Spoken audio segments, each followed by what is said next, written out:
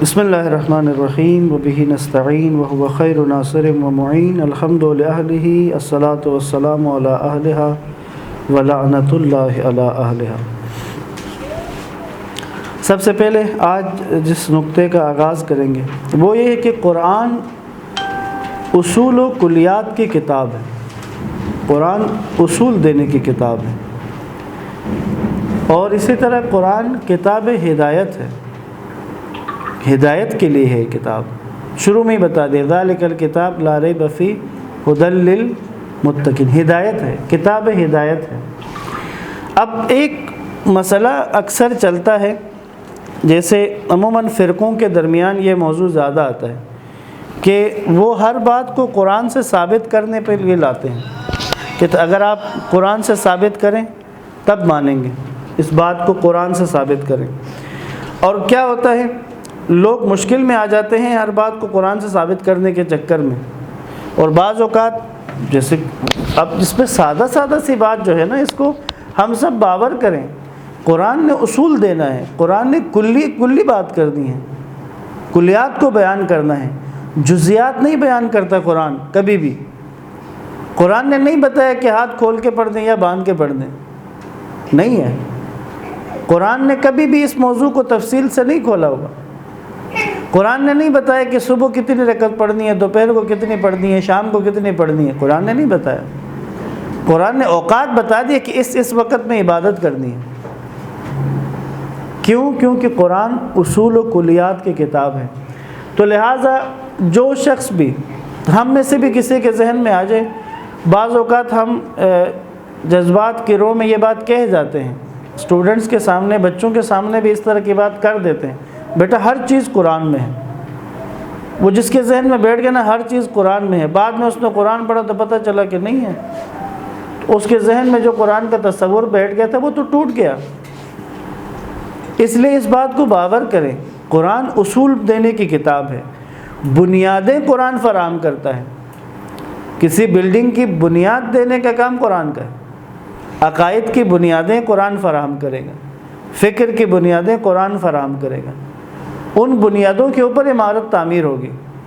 وہ عمارت جو تیار ہوگی، فکری بنیادیں، دین کی بنیادیں قرآن نے دی، اس کے اوپر جو عمارت تعمیر کریں گے وہ پھر احادیث، روایات، عقل، یہ سب مل کر اس بلڈنگ کو تیار کریں گے۔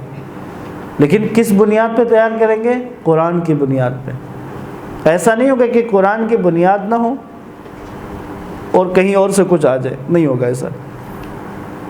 لیکن ہمارے پاس، تو میں نے پچھلی دفعہ بھی ہم نے غور کیا تھا کہ ہمارا جو فہم دین ہے وہ تو آئے ہی کہیں اور سے ہے، ہم نے دین کو سمجھا ہی کہیں اور سے ہے۔ تو اس کا مطلب سادہ سا جو پچھلی دفعہ اتنی واضح اور ذرا تلخ میں کہہ نہیں سکا تھا، ابھی کہہ رہا ہوں، اگر ہم نے فہم دین قرآن سے نہیں لیا، صحیح حدیث سے نہیں لیا، کہیں اور سے لیا ہے، اس کا مطلب یہ اصل واضح طور پر دین کا چہرہ ہم نے دیکھا ہی نہیں ہے۔ اس کی مثال واضح اور سادہ سی ہے۔ آپ لوگوں سے سوال ہے، شاید اس سے پہلے یہ بات کہی ہو یا نہ کہی ہو، آپ کے ساتھ کام کرنے والے لوگوں میں یا آپ کی ہمسائیگی میں کوئی غیر مسلم ہے، لیکن آپ سے سلام دعا ہے، آپ جانتے ہیں، گپ شپ ہے، اس نے آپ سے ایک دن یہ کہا، یہ بات کہی ہے میں نے پہلے آپ لوگوں کو، سنیں ابھی، آپ سے اگر آپ کا غیر مسلم دوست یہ کہے، آپ جو خواتین ہیں، آپ کی کوئی سہیلی ایسی ہو، کوئی خاتون ایسی ہو، غیر مسلم ہو، وہ آپ لوگوں سے یہ کہے کہ میں اسلام کو اسٹڈی کرنا چاہتا ہوں اور میں مسلمان ہونا چاہتا ہوں، لیکن پہلے چاہتا ہوں کہ اسلام کو اسٹڈی کروں، اسلام کو سمجھوں کہ دین کیا ہے، اسلام کیا ہے، میں اس کو سمجھنا چاہتا ہوں، تو مجھے کوئی کتاب بتاؤ کہ جس کو پڑھ کے میں اسلام کو سمجھ سکوں۔ لیکن مجھے پتہ ہے کہ تمہارے ہاں فرقے ہیں، کوئی شیعہ ہے، کوئی سنی ہے، کوئی کچھ ہے، کہ مجھے ایسے فرقوں والی کتاب مت بتانا، ایسی کتاب بتاؤ جو سب کے نزدیک ٹھیک ہو، تاکہ میں اس سے دین اسلام کو سمجھ سکوں پڑھ کے۔ تو آپ سب کون سی کتاب بتائیں گے؟ جواب درست ہے، ایسا ہی ہے نا، آپ سب نے درست جواب دیا۔ ہم اسے کون سی کتاب کہیں گے؟ قرآن مجید۔ ہم نے کہا ہاں آپ قرآن مجید پڑھیں، یہ اپلیکیشن ہے، اسے ڈاؤن لوڈ کریں، یہ آپ پڑھیں، اس سے اسلام کی سمجھ آئے گی۔ اب اگر وہ دوسرا سوال کرے تو اس کا جواب آپ کے پاس کیا ہے؟ وہ آپ سے پوچھا اچھا اس سے دین اسلام سمجھنا ہے؟ ہاں جی، آپ نے بھی دین اسلام اسی سے سمجھا ہے؟ وہ آپ کی غیر مسلم سہیلی نے، ہمسائی نے، آپ کے دوست نے، جس کو آپ نے کہا تھا کہ اگر تمہیں اسلام سمجھنا ہے تو قرآن پڑھو، وہ اگر آپ سے سوال کرے کہ آپ نے بھی اسلام کو قرآن سے سمجھا ہے، آپ کا جواب کیا ہے؟ کیا جواب ہے؟ میں دیکھیں، ہم تو مسلم ہیں نا، ہم تو مسلمان ہیں، ہمیں تو ضرورت نہیں ہے اسلام کو سمجھنے کی۔ یہ جو ابھی کہہ رہا تھا ون پیس ان کائنات، کہ یہ میں کتابوں سے نہیں پڑھا، میرا الہام ہوتا ہے۔ جی ہم تو مسلمان ہیں، ہمیں تو الہام ہوتا ہے، ہمیں قرآن پڑھنے کی کیا ضرورت ہے؟ درست ہے۔ اب ایک حقیقت کو کھولیں، کیا مسلمانوں میں قرآن پڑھنے کا رجحان نہیں ہے؟ بتائیں، نہیں ہے؟ ہے، رائج ہے۔ سنڈے اسکول کیوں آ رہے بچے ہمارے پاس؟ قرآن سینٹرز بھرے ہوئے نہیں ہیں۔ آپ میں سے کون ہے جو قرآن سینٹر میں جا کے جس نے قرآن نہیں پڑھا؟ کیونکہ مسلمان کو یہ پتہ ہے کہ قرآن کی تعلیم دلوانی ہے بچے کو۔ ہمارے بچے کو قرآن پڑھنا آنا چاہیے۔ جو سب سے جذباتی بات کی جاتی ہے، اگر بچہ قرآن سینٹر نہ جائے یا قرآن پڑھنے میں جو ذرا سستی کرے تو بیٹا پڑھ لے، کل میری قبر پہ تو نے تو پڑھنا ہے۔ تجھے اگر قرآن نہیں آئے گا تو کون آ کے میری قبر پہ قرآن پڑھے گا؟ ہے یا نہیں ہے یہ؟ اس کا مطلب یہ ہوا قرآن پڑھنے کا رجحان موجود ہے۔ اس کی وجہ کیا ہے؟ اس کی وجہ کیا ہے؟ اب یہ وجہ بیٹھ کے نہیں بتائی جا سکتی۔ ایک درود پڑھے محمد والے۔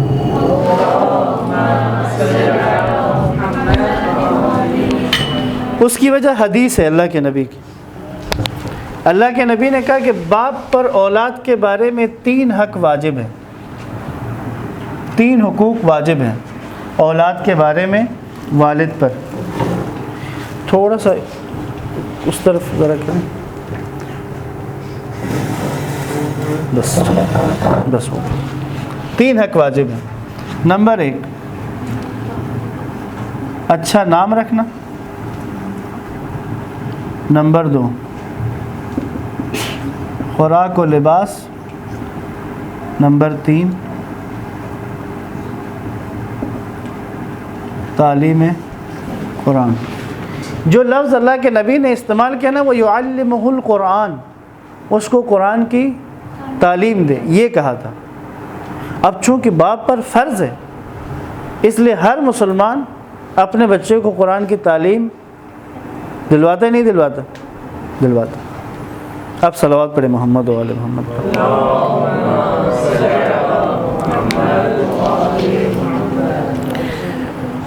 اب آپ یہاں پہ سمجھیں، مثال سے آپ نے اپنے بچے کو ایک اسکول میں داخل کرایا، اپنے بچے کو آپ نے ایک اسکول میں داخل کرایا تعلیم دلوانے کے لیے۔ آپ کا بچہ اس اسکول میں گیا، اس نے جا کے وہاں پڑھنا شروع کیا۔ بعد میں کچھ عرصے کے بعد آپ نے اپنے بچے سے کہا، ہاں بیٹا تم نے تعلیم تمہاری صحیح چل رہی ہے؟ ہاں جی بابا صحیح چل رہی ہے، امی جی صحیح چل رہی ہے۔ اچھا، اس نے آپ کو کتاب کھول کے پڑھنا شروع کر دیا، یہ پڑھا، یہ پڑھا، یہ پڑھا، یہ پڑھا۔ کیا پوچھا تمہیں تو پڑھنا آتا ہے؟ جی بابا پڑھنا آتا ہے۔ اس کا یہ جو لکھا ہے اس کا مطلب کیا ہے بیٹا؟ کہتے بابا مطلب مجھے کوئی نہیں آتا، مجھے بس پڑھنا آتا۔ آپ کیا کریں گے؟ آپ نے جس ادارے میں اپنے بچے کو تعلیم کے لیے بھیجا تھا، انہوں نے پڑھنا سکھایا، سمجھ اسے کوئی نہیں آتا، تو آپ اسکول جائیں گے، جا کر ان کے ٹیچرز سے ملیں گے، ان کے اسٹاف سے مل کے آپ کہیں گے نا میرے بچے کو میں نے تعلیم کے لیے بھیجا تھا یہاں پر، اسے تو سمجھ ہی نہیں آتی کہ نہیں ہم نے آپ کے بچے کو پڑھایا ہے، آپ دیکھیں، چلو بیٹا پڑھو جی، یہ دیکھا، کبھی اسے سمجھ نہیں آ رہی ہے، تو کیا آپ اس کو تعلیم کہیں گے کہ انہوں نے آپ کے بچے کو تعلیم دی ہے؟ آپ کا بچہ پڑھ رہا ہے، سمجھ نہیں آ رہی اس کو، کیا اسے تعلیم کہیں گے؟ بتائیں، نہیں کہیں گے نا۔ لیکن یہی اللہ کے نبی نے کہا تھا قرآن کی تعلیم دے، اور اس حدیث پہ ہر مسلمان عمل کر رہا ہے۔ بچے کو قرآن سینٹر بھیجا اور انہوں نے بھی اس کو پڑھنا سکھایا، بچہ بھی مطمئن، استاد بھی مطمئن، والدین بھی مطمئن، کسی کے ذہن میں بھی سوال نہیں آ رہا یہ کیسی تعلیم دی ہے میرے بچے کو تم نے، اس کو تو پڑھنا آتا ہے سمجھ ہی نہیں آتا۔ اللہ کے نبی نے تو کہا تھا کہ قرآن کی تعلیم دلواؤ، وہ کون سی تعلیم ہے کہ جو پڑھنے کو آئے سمجھ میں نہ آئے؟ یہ سوال پیدا ہوتا ہے ذہنوں میں، ابھی ہو رہا ہے نا، ہو رہا ہے معاشرے کے اندر یہ سوال پیدا نہیں ہو رہا کہ بھئی نہیں ہم نے پڑھایا ہے قرآن، ہمارے بچوں کا قرآن نہیں پڑھے ہوئے ہیں آپ کے بچوں نے، لیکن اللہ کے نبی نے جو آپ سے مطالبہ کیا تھا وہ تعلیم قرآن تھا۔ شکر خدا کا، حدیث میں یعلمہ القرآن آیا ہے، قرآن کی تعلیم دے،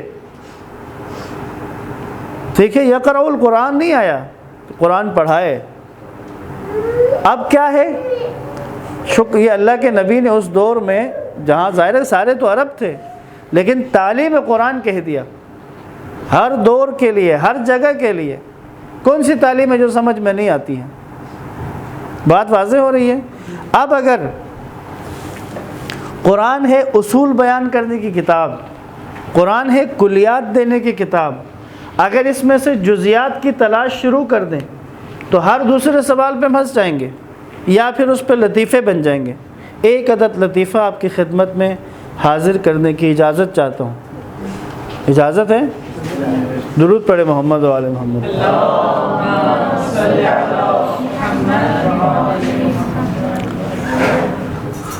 کراچی میں یہ واقع ہوا، کیونکہ فرقوں کے آپس میں جب بحثیں ہوں تو اس طرح کی باتیں ہوتی ہیں۔ تم یہ جو جلوس نکالتے ہو، علم لے کے جلوس نکالتے ہو، کیا قرآن میں ہے؟ قرآن میں لکھا ہے کہ جلوس نکالو؟ قرآن ہاں ہے، قرآن میں ہے، قرآن میں یہاں تک لکھا ہوا ہے کہ نشتر پارک سے نکالو۔ اچھا جی، تو اس نے پھر بتایا قرآن سے۔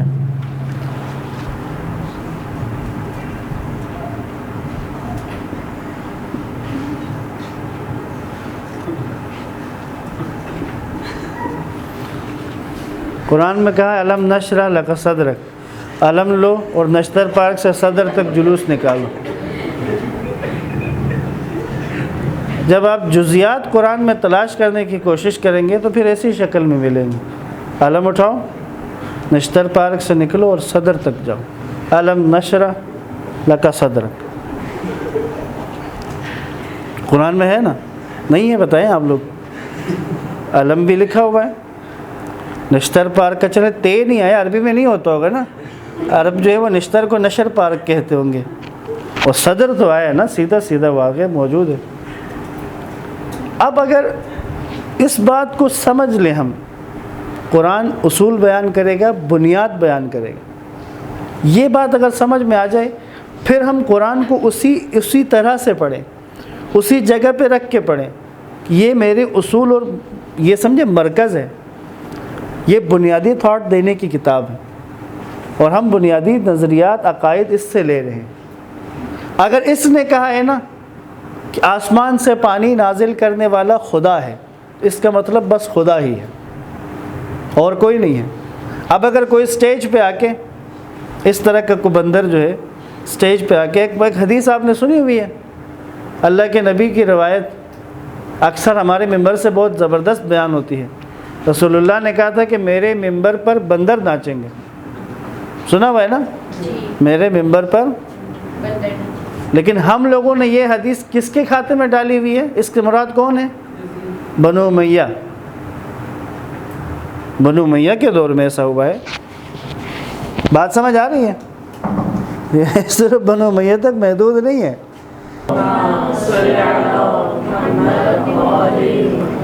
بس اگر ہم قرآن کو وہ جگہ دے دیں جو اس کی جگہ بنتی ہے، بھئی عقائد و نظریات بنانے ہیں تو قرآن اول، سب سے پہلا قرآن، اس کے بعد پھر دوسرے نمبر پہ احادیث، صحیح احادیث دوسرے نمبر پہ آئیں گے۔ کلیئر ہو گئی یہاں تک بات؟ اب اگلے موضوع پہ آ جائیں۔ قرآن اگر بنیادی نظریات دیتا ہے، بنیادی اصول دیتا ہے، تو کیا قرآن کے پاس اس معاشرے کے لیے، جس معاشرے میں آج ہم لوگ ہیں اور ہمارے بعد اگلی نسلیں آئیں گی، 1400 سال پہلے سے قرآن موجود ہے، اس زمانے کو دیکھیں تو اب تو زمانہ بہت آگے نکل چکا ہے. کیا قرآن کے پاس ایسے نظریات موجود ہیں کہ قرآن اب کے زمانے کو بھی ہدایت دے سکتا ہے اور بعد میں آنے والے زمانوں کو بھی ہدایت دے سکتا ہے؟ کیونکہ ابھی تو سسٹم کی ضرورت ہوتی ہے، نظام کی ضرورت ہوتی ہے. کسی معاشرے کو اٹھانے کے لیے، کسی معاشرے کو چلانے کے لیے بہت سارے سسٹمز کی ضرورت ہے. مثلا اکنامک سسٹم چاہیے، نظام اقتصاد چاہیے. پوری دنیا کو ایک نظام اقتصاد چاہیے یا نہیں چاہیے؟ ضرورت ہے. پوری دنیا کو ایک نظام تعلیم چاہیے.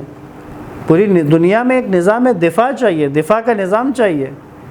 اب میڈیا کا دور ہے تو بنیادی طور پر یہ بھی ایک نظام ہے. کیا ان نظاموں کے بارے میں قرآن نے بات کی ہے؟ جزیات نہیں صحیح، بنیادی طور پر کیا قرآن نے ان پر بات کی ہوئی ہے یا نہیں بات کی ہے قرآن نے؟ ایک. دوسری بات، یا ہم نے کبھی قرآن کو اس نظر سے دیکھا ہی نہیں ہے. کیا اقتصادی نظام پر بھی قرآن بات کر سکتا ہے؟ اور صحیح بات، دو ٹوک بات. کیا نظام تعلیم کے لیے بھی قرآن کی طرف سے باتیں موجود ہیں؟ کیا نظام دفاع کے لیے بھی قرآن کی طرف سے بات موجود ہے؟ اور حتیٰ کہ میڈیا کے لیے بھی قرآن میں موجود ہے؟ سوال ہے نا ذہن میں. اب آپ کے سامنے چند آیات پیش کروں گا، جس کے سب سے پہلی آیت جس میں بالخصوص اس عنوان کو واضح کرنا ہے کہ قرآن میں نظام کے بارے میں بات کتنی ہے. ایک جملہ صرف پچھلا رہ گیا، اس کو مکمل کریں. قرآن جزیات کی کتاب نہیں ہے. قرآن کوئی تاریخ کی کتاب نہیں ہے. قرآن کتاب ہدایت ہے. ہدایت بشر کے لیے جتنی تاریخ کی ضرورت ہے نا اتنا ہی بیان کرے گا، جتنے قصے کی ضرورت ہے اتنا بیان کرے گا، جتنے حکم کی ضرورت ہے اتنا بیان کرے گا. کیونکہ بنیاد کیا ہے؟ ہدایت ہے. بنیاد ہدایت ہے. انبیاء کتنے ہیں؟ کتنے انبیاء؟ کتنے ہیں؟ مشہور تعداد 1,24,000. قرآن میں کتنے انبیاء کا نام آیا، ذکر آیا؟ کتنے؟ 25 26 انبیاء. 1,24,000 میں سے کتنوں کا ذکر ہے؟ 26. کیا مطلب؟ صرف 26. بھائی کتاب ہدایت ہے، کتاب شماریات نہیں ہے کہ تمام انبیاء کے نام بتائیں گے. نہیں، ہدایت بشر قیامت تک کے لوگوں کی ہدایت کے لیے جتنے انبیاء کے تذکرے کی ضرورت تھی وہ قرآن میں ہے. اب یہ جو کنسپٹ ہے نا ہر چیز کو قرآن میں تلاش کرنے والا، اس سے نکل آئے. یہ فرقوں کا خاص انداز ہے. قرآن اصول اور بنیاد کی کتاب ہے. بس اب آتے ہیں اس طرف کہ کیا عملی نظام کی طرف قرآن نے کچھ دیا ہے معاشروں کو چلانے کے لیے. آج اگر ہم قرآن کی حاکمیت کی بات کرتے ہیں، ہم سب کا یہ عقیدہ ہے کہ امام زمان نے جب آنا ہے تو انہوں نے کس بنیاد پر حکومت کرنی ہے؟ اب قرآن کی بنیاد پر حکومت کرنی ہے تو کیا امام زمانہ کے آنے کے بعد دنیا میں اقتصادی نظام نہیں ہوگا؟ نہیں ہوگا اقتصادی نظام. کیا نظام معاشرت نہیں ہوگا؟ کیا لوگ کھانا پینا چھوڑ دیں گے؟ کیا لوگ تجارت نہیں کریں گے؟ کیا لوگ کام نہیں کریں گے؟ کیا کنسپٹ ہے امام زمان کی حکومت کے بارے میں؟ ایک ایسی حکومت ہوگی جہاں کچھ بھی کرنے کی ضرورت نہیں ہے. بس ہم تو امام کے آنے کے بعد بھی اگر ہم نے کاروبار کرنے، کام کرنے، تو پھر کیا فائدہ ظہور کا؟ ہے نا؟ نہیں، سب کچھ کرنا ہے. اب ہوگا کیا؟ وہ نظام امام زمان جو لائیں گے دنیا میں، اس نظام کی بنیاد قرآن ہوگی. آج آپ کے سامنے چند نمونے عرض کرتا ہوں. اور ایک دفعہ واقعی جب قرآن کو اس نظر سے دیکھنا شروع کریں تب واضح ہوتا ہے کہ قرآن کس قدر گہرا ہے، اور جو بات قرآن کرتا ہے واقعی اس کے بارے میں خدا کا یہ چیلنج سمجھ میں آتا ہے. وَإِن كُنتُمْ فِي رَيْبٍ مِّمَّا نَزَّلْنَا عَلَىٰ عَبْدِنَا. اب اس کو یوں سمجھے، نظام اقتصاد جو قرآن دے رہا ہے، اگر تمہیں لگتا ہے کہ تم بھی ایسا نظام اقتصاد بنا سکتے ہو تو لاؤ بنا کے. ہم لوگ اس کو اصل میں پھر وہی بات آتی ہے نا، ہم نے زیادہ اب تک محنت کی ہے اس پہ، ناظرہ پہ، تجوید پہ، اس لیے ہمیں اس میں نئی نئی چیزیں بھی پتہ ہیں اور آہستہ آہستہ سمجھ میں بھی آتی ہیں اس طرح کی چیزیں، لیکن ہم نے قرآن کو فہم کی طرف نہیں گئے، سمجھنے کی طرف نہیں گئے، اس لیے کبھی اس نظر سے قرآن کو دیکھا ہی نہیں ہے، اس نظر سے قرآن کو دیکھا ہی نہیں کہ بھئی قرآن میں بھی کوئی نظام کی بات ہو سکتی ہے، قرآن کے پاس کوئی حل ہے اس وقت دنیا کے مسائل کا۔ بات سمجھ رہے ہیں نا؟ درود پڑھیں محمد و آل محمد پر۔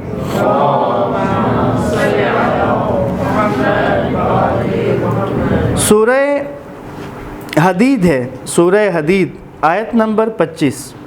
وإلا یہ ہوگا کہ اگر جن اساتذہ نے، جن دوستوں نے دین کو سمجھانے کا کام کرنا ہے، اگر خود ان کا اپنا فہم دین نچلی سطح کا ہوا، سطحی ہوا، تو وہ اگلی نسل کو جو دین پہنچائیں گے وہ اس سے بھی سطحی ہوگا۔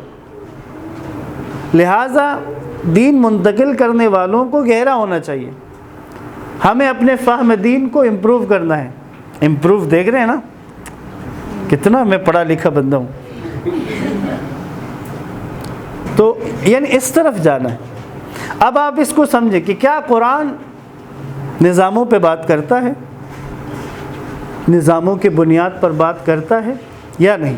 سورہ حدید آیت نمبر 25، بسم اللہ الرحمن الرحیم۔ لقد ارسلنا رسلنا بالبینات، لقد یقیناً، ارسلنا ہم نے بھیجا، رسلنا اپنے رسولوں کو، بالبینات واضح اور روشن دلیلوں کے ساتھ، وانزلنا اور ہم نے نازل کیا، معہم ان کے ساتھ، کتاب نازل کی، والمیزان، میزان کسے کہتے ہیں میزان؟ ٹھیک ہے، بحث کرتے ہیں اس میں، ابھی ہم ترجمہ کرتے ہیں میزان نازل کیا، ٹھیک ہے۔ کیوں کیا ہے کتاب اور میزان کیوں نازل کی ہے؟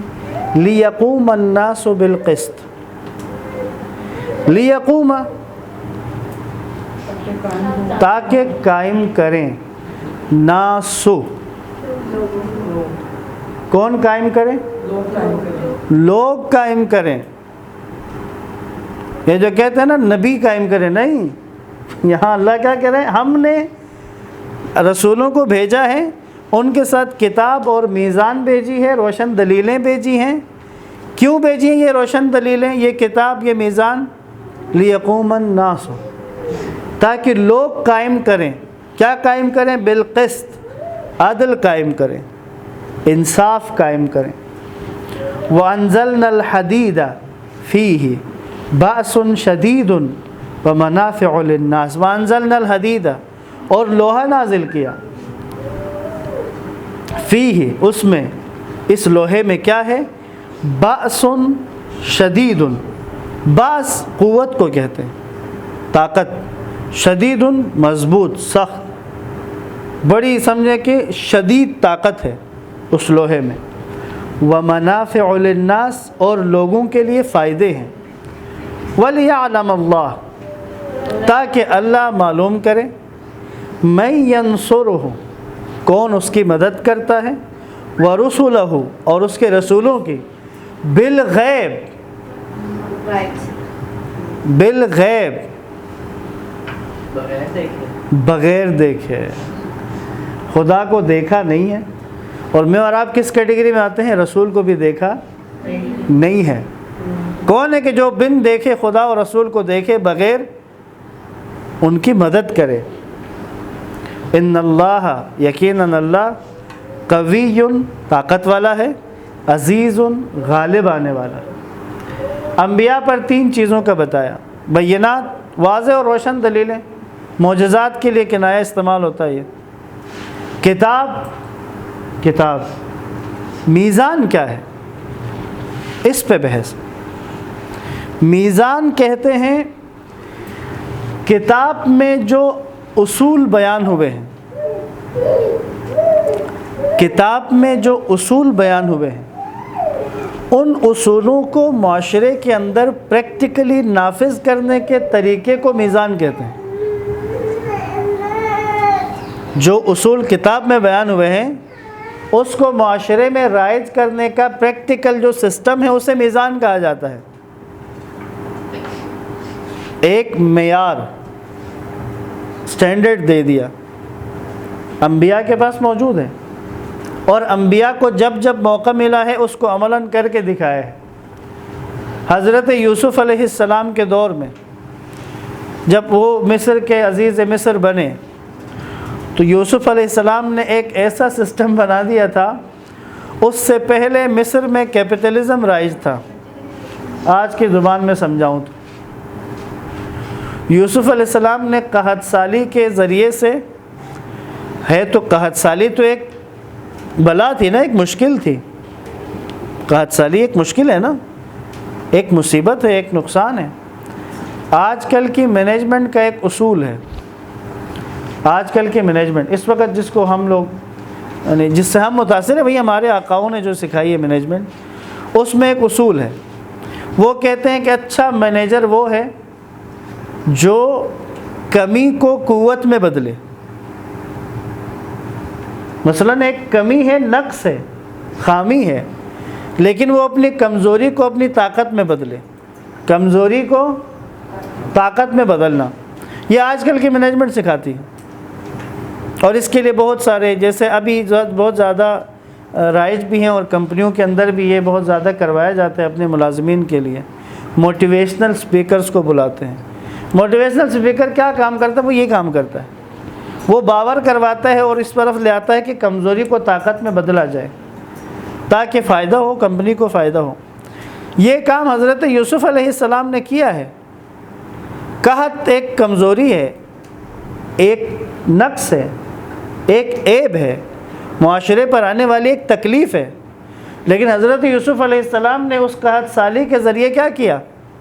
ایک تو لوگوں کو قحط سالی سے محفوظ رکھنے کے لیے سسٹم دیا، دوسرا معاشرے کے اندر جو اتار چڑھاؤ تھا، کہتے ہیں حضرت یوسف علیہ السلام نے قیمتیں مقرر کر دی، یہاں تک کہ ایک دن ایسا آیا کہ مصر کے تمام لوگوں کے پاس کسی کے پاس دولت نہیں تھی، سب کی دولت حکومت کے پاس جمع ہو گئی، کیونکہ گندم حکومت کے پاس تھا، سب کی دولت حکومت کے پاس آ گئی۔ اب کیا تھا؟ کسی کے پاس پیسے نہیں تھے خریدنے کے لیے، لوگوں نے خود کو غلامی میں دے کے گندم خریدا۔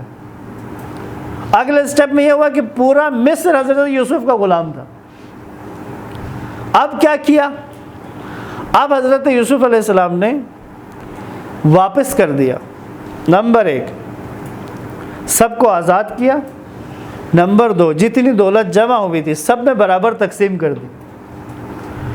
کہتے ہیں کہ کچھ عرصے تک، حضرت یوسف کے بعد بھی کچھ عرصے تک مصر کے لوگوں میں امیر غریب نہیں تھا کوئی بھی، سب کے سب برابر تھے۔ جب سب برابر ہوں پھر وہیں اس طرح کا معاشرہ وجود میں آتا ہے جس میں ہم رسول خدا کے اس مدنی معاشرے کے بارے میں بھی یہ سنتے ہیں کہ زکوٰۃ لے کے پھرتے تھے، کوئی مستحق نہیں ملتا تھا زکوٰۃ لینے والا۔ بات سمجھ رہے ہیں نا؟ تو یہ حضرت یوسف علیہ السلام نے جو پریکٹیکلی کر کے دکھایا تھا وہ میزان ہے، اسے میزان کہا جاتا ہے۔ حضرت سلیمان کو جو موقع ملا اور انہوں نے جو کر کے دکھایا وہ میزان ہے۔ رسول گرامی قدر حضرت محمد مصطفیٰ صلی اللہ علیہ وآلہ وسلم اللہ کے نبی نے جو کر کے دکھایا پریکٹیکلی، 10 سال کے اندر ہجرت کر کے آئے ہیں تو 10 سال اس کے بعد اس دنیا میں رہے ہیں۔ 10 سال کے اندر حکومت قائم کر کے اسی حکومت، ایک حکومت کے جتنی ضروریات ہوتی ہیں، حکومت ہے تو اس کا مطلب نظام اقتصاد بھی ہے، حکومت ہے تو اس کا مطلب نظام تعلیم بھی ہے، حکومت ہے تو اس کا مطلب نظام دفاع بھی ہے، حکومت ہے تو اس کا مطلب نظام معاشرت بھی ہے، حکومت ہے تو اس کا مطلب نظام عدالت بھی ہے، اور اللہ کے نبی نے قائم کر دیا، کر کے دکھایا۔ یہ جو پریکٹیکلی انبیاء نے دنیا کے اندر اس کتاب کو عملاً نافذ کیا اسے میزان کہا جاتا ہے۔ بات واضح ہو گئی، سمجھ آ گئی؟ درود پڑھے محمد و آل محمد۔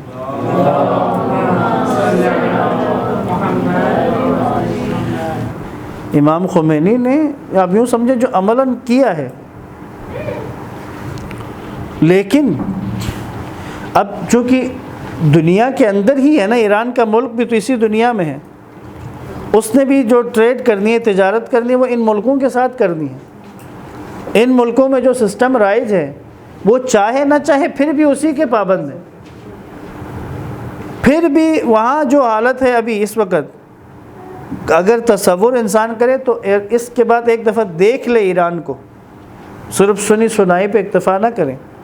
ہمارے زائرین اکثر جو جاتے ہیں تو وہ ٹیکسی ڈرائیوروں کے رویوں کے بعد ایران کے بارے میں رائے قائم کرتے ہیں.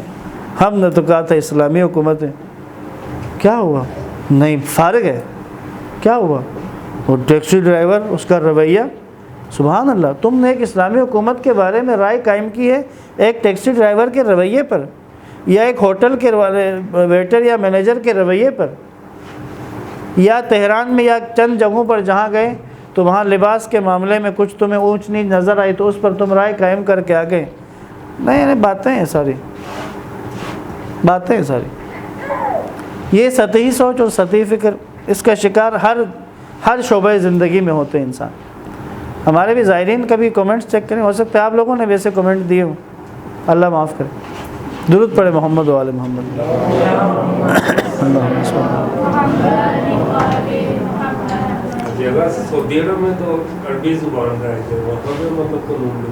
عرض کرتا ہوں، قرآن دو چیزیں ہیں نا، ایک تو ہے کہ قرآن کو پڑھنا سمجھنا، پھر ہے قرآن سے لینا.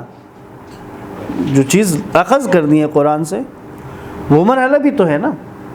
اگر کوئی فرض کرے عربی پڑھنے والا، اچھا آپ کو یہ عجیب ایک بات بتاؤں، عربی کے حوالے سے، ایک خود دینی منابع کے حوالے سے، دین کے بارے میں، دینی مفاہیم کے بارے میں عربوں سے زیادہ کام غیر عرب نے کیا. زیادہ کام غیر عرب نے کیا. آپ مثال لے لیں نا آج کی، آج میرے اور آپ کا، ہمارے مکتب میں تشیع میں جو بڑے نام ہیں، سب سے اوپر جو نام ہیں، دو بڑے نام، رہبر معظم کا نام اور آیت اللہ سستانی کا نام، عرب ہیں. عرب ہیں. عراق عربی ملک ہے نا، لیکن مرجع تقلید کہاں سے ہے؟ ایرانی ہے. آیت اللہ سستانی ایران کے ہیں. سیستان اور بلوچستان، یہ جو ہمارے پاکستان کے ساتھ جو بارڈر کا جو صوبہ لگتا ہے، سیستان، سیستانی، وہاں سے ہیں. عراق میں 4 مراجع ہیں، 4 مراجع اربعہ کہتے ہیں، 4. ایک ایرانی ہے، ایک پاکستانی ہے، ایک افغانی ہے اور ایک عراقی ہے. اور عراق میں سب سے زیادہ جس کے مقلدین ہیں وہ آیت اللہ سستانی ہے، غیر ایرانی. عرب جو ہیں یعنی انہوں نے تو بس اس کا کیش کیا ہے رسول خدا نے کہ وہاں ہونے، اور عرب میں اللہ کے نبی کی تبلیغات. اور اس کے بعد پھر وہ طالب جوہری صاحب کا ایک جملہ مجھے بڑا پسند آیا تھا. انہوں نے کی خطابت میں بات، لیکن بات دل کو لگی تھی. انہوں نے کہا کہ جہاں جہاں سرور کونین کے قدم پڑے، زمین کے نیچے چھپے ہوئے معدنیات سرور کونین کے قدم بوسی کرنے کے لیے اسی جگہ جمع ہوتے رہے، جس کو کھود کے نکال کے آج کے یہ عرب شیخ عیش و عشرت میں زندگی بسر کر رہے ہیں.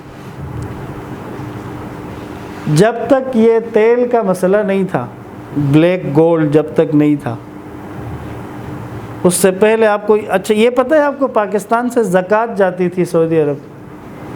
پتہ ہے اس بات کا؟ معلوم ہے؟ پتہ چل گیا آج آپ کو. صدر ایوب کے دور میں، یعنی 60 سے 70 کا جو 10 سال ہے، صدر ایوب کے دور میں سعودی عرب کے لیے زکوٰۃ جایا کرتی تھی، پاکستان سے بھی جاتی تھی.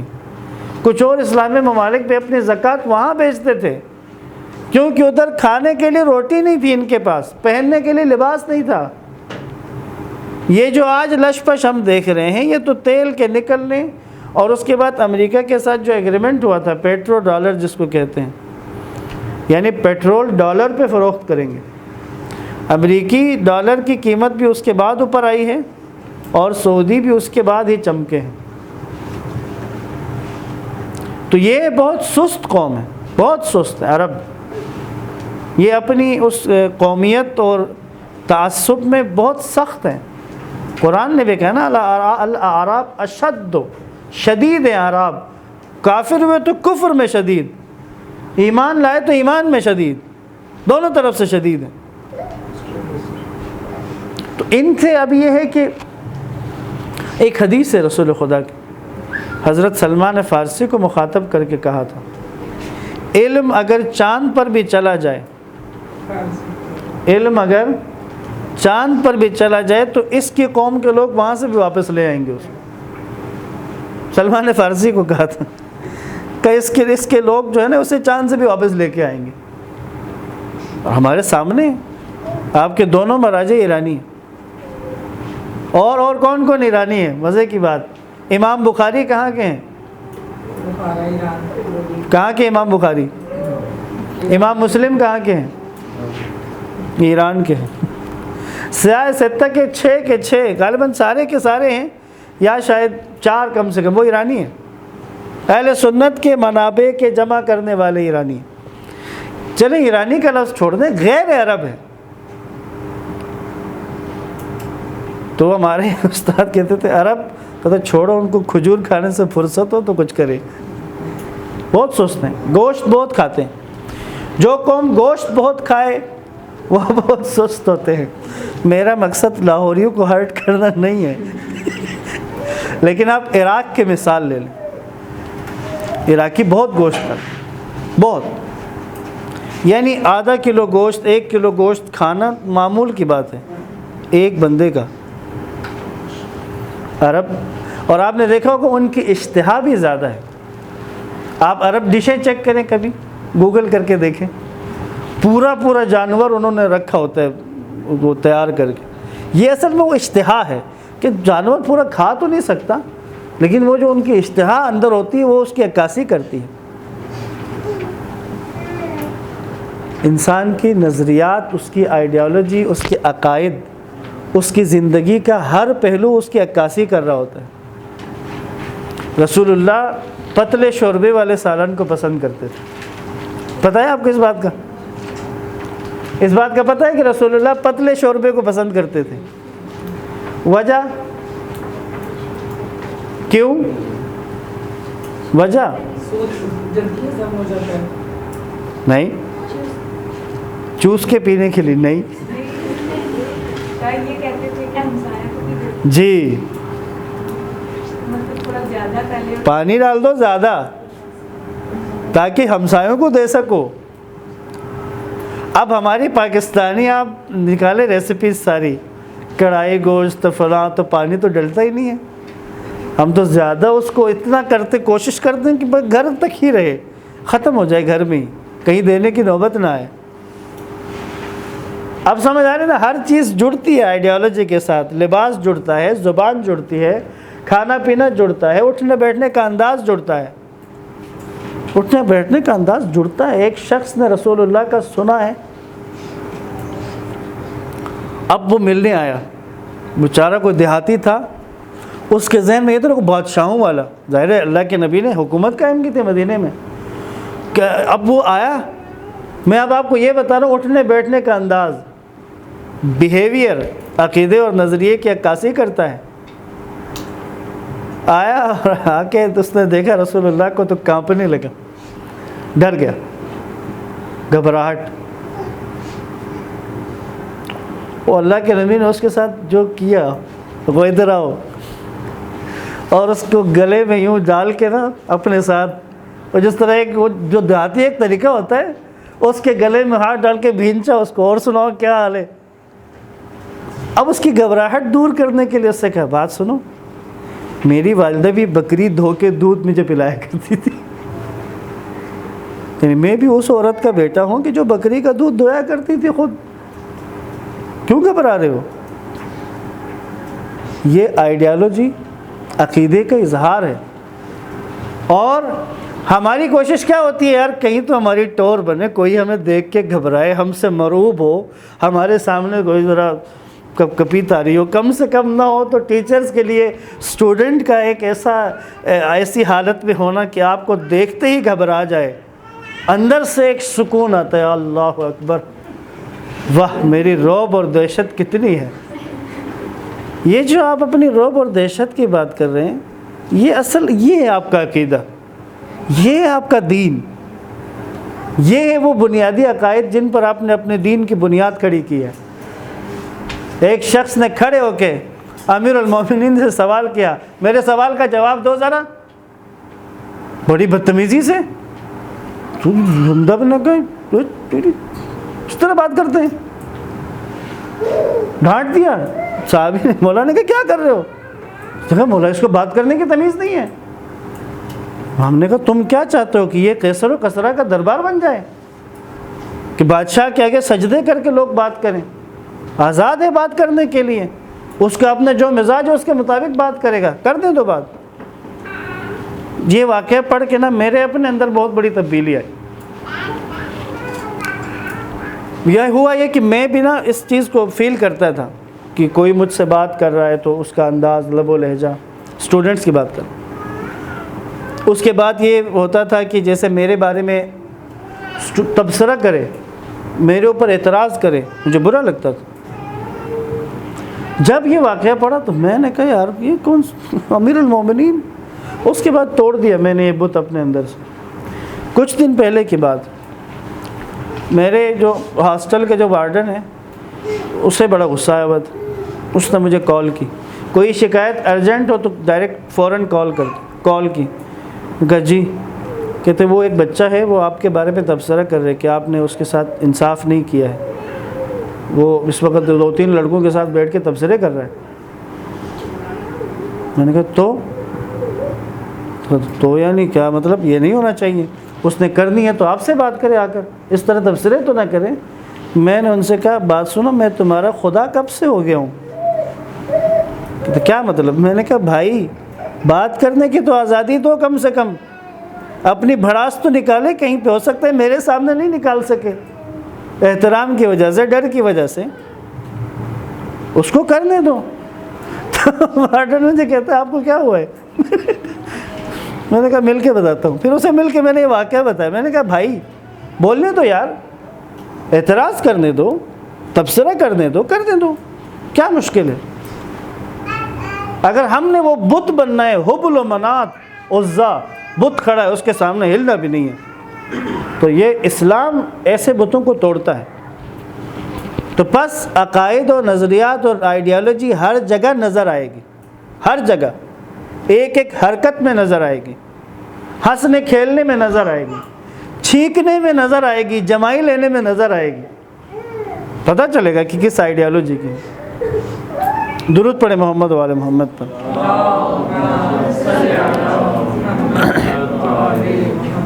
بس اب اگر عربوں کی بات کریں، ان کی زبان کا عربی ہونا انہیں فائدہ نہیں دے رہی، کیونکہ قرآن نے اس طرح کا کچھ بھی، دین اس طرح کے کوئی آسرا نہیں دلاتا، کوئی آس نہیں دلاتا۔ ان کے پاس سمجھے ایک سہولت ہے، ایک دوسری بات جو موجودہ عربی ہے نا، لینگویج جو بولتے ہیں یہ لوگ، اس میں اور قرآن کی عربی میں اچھا خاصا فرق ہے۔ بالخصوص اگر آپ عراق میں جائیں نا، تو عراق میں تو بندے کے وہ یمہ کرتے رہے۔ میں نے کہا یمہ کیا ہوتا ہے یار؟ یمہ، وہاں یمہ، تو بعد میں پتہ چلا یا امی کو یمہ کہتے ہیں، وہ امی کو یمہ، خود عراقی عربی ایک۔ اور ادھر بھی جو اس طرف آ جائیں، عرب میں، سعودی عرب میں آ جائیں، مڈل ایسٹ میں جائیں، شام میں جائیں، لبنان میں جائیں، عراق کی نسبت کچھ بہتر ہے ان کا لب و لہجہ، لیکن پھر بھی قرآنی عربی سے دور ہے۔ وہ مکے میں ایک بس ڈرائیور کو میں نے تھوڑی سی کوشش کی، لیکن میری عربی میں یعلمون اور تعلمون ضرور آ رہا تھا، کیونکہ قرآن والی تھی نا۔ تو میں نے اس سے کہا یار جو تم لوگ بول رہے ہو نہیں سمجھ میں آتی، قرآن والی سمجھ میں آتی ہے۔ تو اس نے کہا ہاں وہ تو افصح اللسان ہے، بہت مزہ ہے اس کی بات سن کے۔ اس نے کہا وہ تو فصاحت والی زبان ہے، یعنی وہ ادبی زبان۔ پھر اس نے کہا وہ قریش کی زبان ہے، وہ سب سے فصاحت والی زبان، جو عام لینگویج بول رہے ہیں، عین ممکن ہے عرب بھی ایسے ہو جن کو بعض الفاظ کا معنی نہ آتا ہو، مفہوم نہ سمجھ میں آئے، ابھی جو بول رہے ہیں ان کو، باقی ان کی اپنی ازلی سستی اور خدا کا قانون بہت خوبصورت ہے، بہت خوبصورت۔ یعنی اگر تم صابر ہو، اگر تم مومن ہو، اگر تم ثابت قدم ہو تو تمہارے لیے قدرت تمہارے ساتھ، تمہارے لیے فرعون کو دریا میں غرق کر دے گا۔ اگر تم صابر ہو، اگر تم نبی کے ساتھ چل رہے ہو، اگر تم نے نبی کا ساتھ دیا ہے تو تمہارے لیے فرعون کو زمین میں سمندر میں غرق کر دے گا، قارون کو زمین میں دھنسا دے گا۔ اور وہیں بنی اسرائیل جب صبر اور ثبات قدمی کو چھوڑ دیتی ہے، نبی کا ساتھ چھوڑ دیتی ہے، تو اسی بنی اسرائیل کی مذمتیں ہیں۔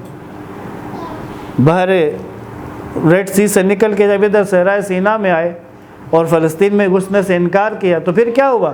40 سال تک خوار ہو کے اسی میں پڑے رہو۔ یعنی خدا کسی کو قوم ہونے کے اعتبار سے کوئی ریلیف نہیں دیتا۔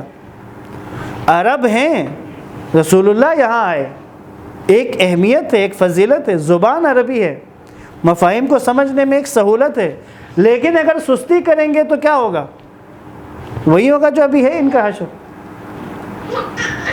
جو دوسرا محنت کرے گا وہ آگے نکل جائے گا۔ درود پڑھے محمد والے میں۔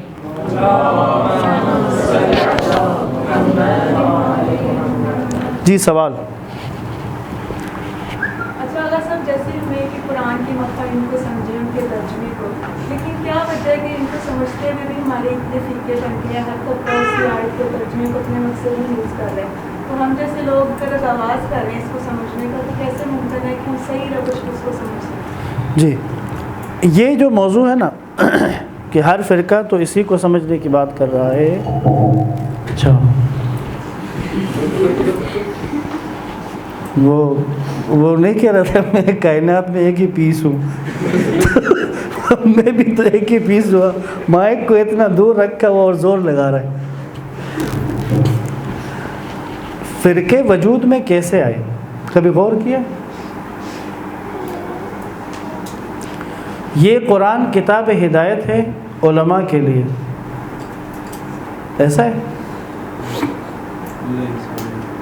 یہ قرآن کتاب ہدایت ہے ہر فرقے کے بڑوں کے لیے، ہدی للناس، لوگوں کے لیے ہدایت ہے۔ جب سے عام بندے نے، عام مسلمان نے قرآن کو سمجھنے سے اعراض کیا، پیچھے ہٹا، تو فرقے وجود میں آ گئے۔ ہر فرقہ دوری قرآن، مہجوریت قرآن کا نتیجہ ہے۔ یہ جو ہم نے آغاز کیا، آپ لوگ جو شروع کریں گے، اور بھی بہت سی جگہوں پر لوگوں نے آغاز کیا ہے، یہ آغاز بے شک اس گھپ اندھیرے میں ایک چراغ کے مانند ہے، لیکن گھپ اندھیرے میں ایک چراغ کی روشنی بھی بہت ہوتی ہے، اس سے اندھیرا ختم نہیں ہو رہا، اس ایک چراغ سے اندھیرا ختم نہیں ہو رہا، لیکن روشنی کی موجودگی کا پتہ چل رہا ہے۔ اگر میں اب آپ کو مثال دوں، پچھلے دفعہ بھی یہ بات کی تھی، اگر عوام قرآن فہم بن جائیں، اگر عوام قرآن کے لب و لہجے سے آشنا ہو جائیں، عوام اگر دین کو سمجھنے کے لیے قرآن و حدیث کا سہارا لیں، بتائیں ممبر سے کتنے لوگ خالی ہو جائیں گے، کتنی دکانیں بند ہو جائیں گی؟ اپنی بات کر لیتے ہیں، ہم اپنے فرقے کی بات کرتے ہیں، شیعہ مذہب کی بات کر لیتے ہیں، بتائیں کتنی دکانیں بند ہو جائیں گی، کتنے آستانے بند ہو جائیں گے، کتنے شعراء کا دانا پانی بند ہو جائے گا، کتنے خطیبوں کے گھر ریل پیل دولت کی ختم ہو جائے گی؟ ایسا ہوگا نہیں ہوگا؟ سورہ قریش پڑھے آپ لوگوں نے، لإیلاف قریش ایلافہم رحلۃ الشتاء والصیف، شتاء والصیف، سردی اور گرمی کا سفر۔ یہ تجارت کرنے والے لوگ تھے، یہ سارے قریش جو ہے تاجر تھے۔ ہمارے ایک دوست نے کہتے ہیں شیخ تھے، میں نے کہا نہیں، یہ تو نہیں کہہ سکتا کہ شیخ تھے، تاجر تھے، تجارتی برادری تھی۔ سردیوں میں یہ تجارت کرتے تھے یمن کی طرف، گرمیوں میں یمن کی طرف گرمی زیادہ ہوتی تھی، تو گرمیوں میں یہ تجارت کرتے تھے شام کی طرف، تو یعنی ان کا تجارتی سفر سارا سال رہتا تھا، سارا سال کما رہے تھے، سیزن وائز نہیں تھا ان کا۔ یمن میں بسنے والے سیزن وائز کما رہے تھے کیونکہ ان کے پاس سردیوں میں ہی گاہک آتا ہے، شام والے گرمیوں میں کما رہے ہیں، اور یہ سردی اور گرمی دونوں میں کما رہے ہیں۔ ایلافہم رحلۃ الشتاء والصیف۔ اچھا، اب ہوتا کیا تھا، ان کے کعبے کے متولی ہونے کی وجہ سے اور بتوں کو، قبائل کے بتوں کو کعبے میں رکھنے اور اس میں جگہ دینے کی وجہ سے ان کی عزت تھی، یوں ان کے قافلے امن کے ساتھ گزرتے تھے، رہزن اور ڈاکو ان کے قافلوں کو نہیں لوٹتے تھے، پتہ چلتا قریش کا قافلہ ہے تو نہیں لوٹتے تھے، چھوڑ دیتے تھے۔ یہ ساری ان کو سہولت ملی ہوئی تھی۔ اب اللہ کے نبی نے کہا قولوا لا الہ الا اللہ، ایک اللہ، توحید، انہوں نے کہا اس کے علاوہ سب کچھ ماننے کے لیے تیار ہیں، یہاں تک آ گئے تھے وہ۔ آپ کو اپنا بادشاہ بنا لیتے ہیں، آپ کو ہم سب دولت جمع کر کے دیتے ہیں، آپ مکہ کے سب سے امیر ترین انسان بن جائیں، سب سے جس خاتون سے آپ کہیں اس کی آپ کی شادی کروا دیتے، بس آپ اس سے دستبردار ہو جائیں۔ یہ جو آپ بتوں کی نفی کریں، کیونکہ اگر بتوں کی نفی کریں تو سارے قبائل عرب ہمارے خلاف ہو جائیں گے، وہ جو ہمیں ریلیف مل رہی ہے وہ نہیں ملے گی۔ تو بس فرقوں کا مسئلہ یہی ہے، دوری قرآن سے فرقے وجود میں آئے۔ انشاءاللہ جب ہم حدیث والے اس میں آئیں گے تو آپ کو اندازہ ہوگا کہ حدیث کا باب اس میں کیا کیا ہو چکا ہے۔ لہٰذا وہ جو سب سے بڑا ہتھیار فرقوں نے قرآن کے بارے میں استعمال کیا وہ کیا ہے؟ قرآن سمجھ میں نہیں آتا۔ بس اپنے عوام کو قرآن سے دور کرنے کا سب سے بہترین حربہ یہی ہے، قرآن پڑھ کے گمراہ ہو جاؤ گے۔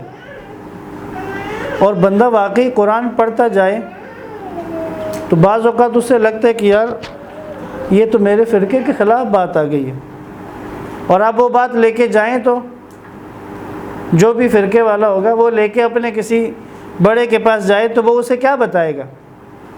اس آیت سے جو تمہیں سمجھ میں آئی ہے یہ غلط ہے، اصل میں بات یہ ہے۔ جبکہ اگر آپ کہنا یہ تو ظاہر 2 + 2 4 کی طرح بات ہے، تو جواب کیا آئے گا؟ اسی لیے تو کہہ رہے تھے کہ قرآن سمجھنا تمہارے بس کی بات نہیں ہے، پڑھ کے گمراہ ہو جاؤ گے۔ بات سمجھ آ رہی ہے؟ لہٰذا آپ سب کے بھی گمراہ ہونے کا خطرہ ہے، اس لیے آپ احتیاط کریں، سوچ سمجھ کے آپ نے اس وادی میں داخل ہونا۔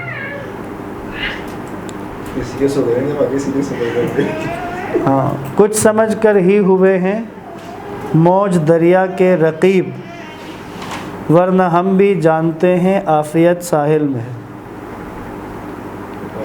ہے نا اقبال۔ کچھ سمجھ کر ہی ہوئے ہیں موج دریا کے رقیب، ورنہ ہم بھی جانتے ہیں عافیت۔ کچھ تو ہے نا کہ موج دریا کے اندر دریا کے بہاؤ کے مخالف چل رہا ہوتا ہے۔ دریا کے بہاؤ کو دیکھیں تو جو لہر ہے نا، موجیں جو بنتی ہیں، دریا مغرب کی طرف جا رہا ہے تو موج کا رخ مشرق کی طرف ہوتا ہے، دریا کو روک رہا ہے۔ کیا موجیں دریا کو روک سکتی ہیں؟ نہیں روک سکتی، لیکن موجیں ختم ہوتی ہیں؟ نہیں، وہ دریا کے سامنے رکاوٹ بن کر اپنے وجود کا اظہار کرتی ہیں کہ ہم ہیں، ہم موجود ہیں، ہم آخر تک لگے رہیں گے۔ ورنہ اگر عافیت چاہتے تو ساحل پہ جا کے بیٹھ جاتے، دریا میں کیوں کودتے ہم؟ ٹھیک ہے، چھینکو کھل کے، کلاس میں کوئی پابندی نہیں، مسئلہ کوئی نہیں۔ کیونکہ یہ طب میں ہے کہ چھینک روکنے کا نقصان موت ہے۔ اگر کوئی چھینک روکنے سے فوراً مر جائے تو تعجب نہ کرو۔ اس لیے جب بھی چھینک آئے کسی کا لحاظ نہیں کرنا، بس یہ ہے کہ اگلے بندے کے اگر اس کا نہانے کا کوئی پروگرام نہ ہو اگر اگلے بندے کے نہانے کا کوئی پروگرام نہ ہو، منہ دھونے کا کوئی پروگرام اس کا نہ ہو، تو اس پہ شاور کرنے کی ضرورت نہیں ہے. بس اپنے آپ کو کلوز کر کے، اور چھینک کرتے وقت یوں سائڈ پہ نہیں ہونا، تو گردن آپ کی ہے نا، رگیں اور پورا یہ سامنے ہونا چاہیے. جھک جائیں تھوڑے سے اور دونوں ہاتھوں کو ناک پر بند کر لیں، ایسے اس طرح سے چھینکنا. ٹھیک ہے. انور مسعود کا نام سنا ہوا ہے؟ شاعر جو ہیں، ان کی ایک نظم ہے، ہلکیاں پھلکیاں بددعاواں. اس میں ایک ان کا جملہ ہے، وہ بددعا جو دیتے ہیں وہ کہتے ہیں میری دعا ہے کہ تیری نچ ادھوری رہ جائے. کہ جس کی ہے چھینک ادھوری رہ جاتی ہے نا، اسے بڑی تکلیف ہوتی ہے، یار آئی رہ گئی. اس لیے جب چھینک آئے تو روکے مت، اسے کریں، اور صرف یہ ہے کہ منہ پر ہاتھ رکھ لیں اور ٹھیک ہے. درود پڑھے محمد و آل محمد. اللہم صلی علی محمد. ایک حدیث سناؤں چھینک کے بارے میں، چھینک اور جمائی. اللہ کے نبی کہتے ہیں چھینک اللہ کی طرف سے ہے اور جمائی شیطان کی طرف سے. چھینک خدا کی طرف سے ہے، جمائی شیطان کی طرف سے. لہٰذا چھینک آنے پہ کیا کہتے ہیں ہم، اور جمائی لینے پہ کیا کہتے ہیں؟ کچھ بھی نہیں. جمائی لینے پہ اعوذ باللہ من الشیطان الرجیم کہنا. جب بھی جمائی آئے تو شیطان سے اللہ کی پناہ مانگو. بڑا یعنی آپ کو 2 واقعات سناؤں. یہ میری مجبوری ہے، میں اپنی کلاس کو اسی طرح لے کے چلتا ہوں. سنجیدہ باتوں کے اندر یہ ضروری ہے، اور کچھ کو یہی یاد رہ جاتی ہے. میں بھی یہ دونوں مجھے بہت تیزی سے آئے ہوئے روک نہیں سکتا، سوری. ایک بچے سے پوچھا نا، بات سنو، چھینک آنے پہ کون سی دعا پڑھتے ہیں؟ مثلا ایک بندہ آپ کے سامنے چھینکے، اس نے تو الحمدللہ کہا، آپ اس کو جواب میں کیا کہیں گے؟ اسے نہیں پتا تھا نا، آپ کو تو پتا ہے. کہتا ہے چھینک آئے تو کیا کہیں گے؟ اس نے کہا استاد جی پتہ نہیں، ساڈا ابا تو گالی دیتا ہے. اس کے سامنے اگر چھینکو تو ابا جی گالی دیتے ہیں سیدھی تیری. اسی طرح ایک ہے، اسلامیات کا پیپر حل کر رہا تھا بندہ، اس میں لکھا ہوا تھا، سوال یہ تھا کہ چھینک آنے پہ کیا کہیں؟ الحمدللہ. جو سامنے ہے اس نے جواب میں کیا کہنا ہے؟ یرحمک اللہ. اس نے یرحمک اللہ کہا، تو اب آپ نے جواب میں کیا کہنا ہے؟ یہ اس کا دوبارہ جواب بھی، یرحمک اللہ کہنے والے کو بھی جواب دینا ہوتا ہے. کیا کہنا ہوتا ہے؟ کیا کہنا ہوتا ہے؟ میرے ایک اسٹوڈنٹ نے کہا تھا تھینک یو. اب وہ جوان جو ہے نا، اس نے دیکھا تو اسے یہ نہیں آیا کہ جواب میں کیا کہنا ہوتا ہے. اسلامیات کا پیپر تھا تیز، ٹیچر پاس سے گزرے، اس نے چھینک ماری مصنوعی. تو اب ٹیچر اسلامیات کا تھا، اس نے یرحمک اللہ کہا، تو اس نے کہا سر شکریہ. کہتے بیٹا شکریہ نہیں کہتے، سلمکم اللہ کہتے ہیں.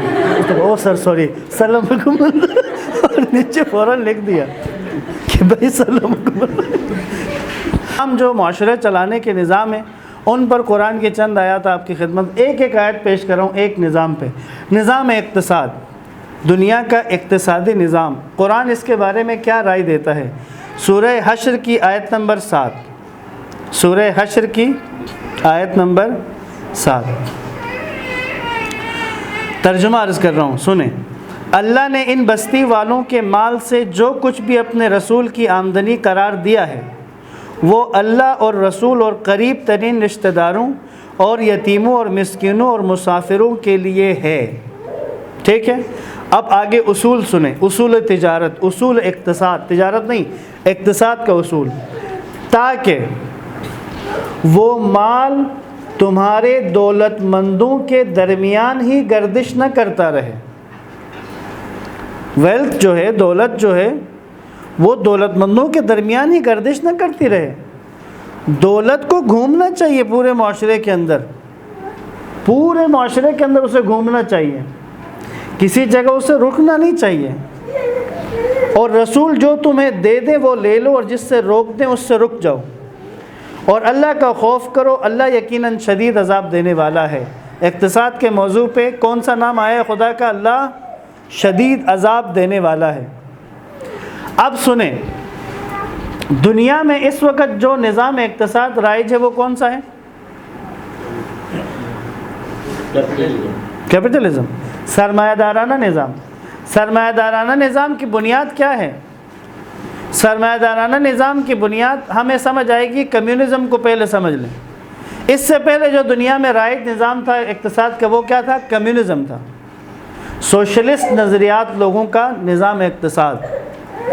ہمارے جو بھٹو تھے، ذوالفقار علی بھٹو، ان کا بڑا مشہور جملہ ہے، اسلام ہمارا دین ہے، کمیونزم ہمارا اقتصاد ہے۔ دین ہمارا اسلام ہے، اقتصاد ہمارا کیا ہے؟ کمیونزم ہے۔ کمیونسٹ نظریہ اقتصاد یہ تھا کہ لوگوں کو حق کی ملکیت نہیں ہے، فیکٹری آپ کی لیکن مالک آپ نہیں ہوں گے، سرمایہ آپ کا، مالک آپ نہیں ہے، مالک حکومت ہے، آپ اس کے پرسنٹیج آپ کو دی جائے گی، مثلا 20%، 30% کے آپ مالک ہوں گے، باقی 70% آپ کے سرمایہ، آپ کی فیکٹری کی مالک حکومت ہوگی۔ یہ تھا کمیونسٹ نظریہ جو دنیا میں رائج رہا۔ روس جو ہے، روس اس کا بانی تھا، روس سے یہ نکلا۔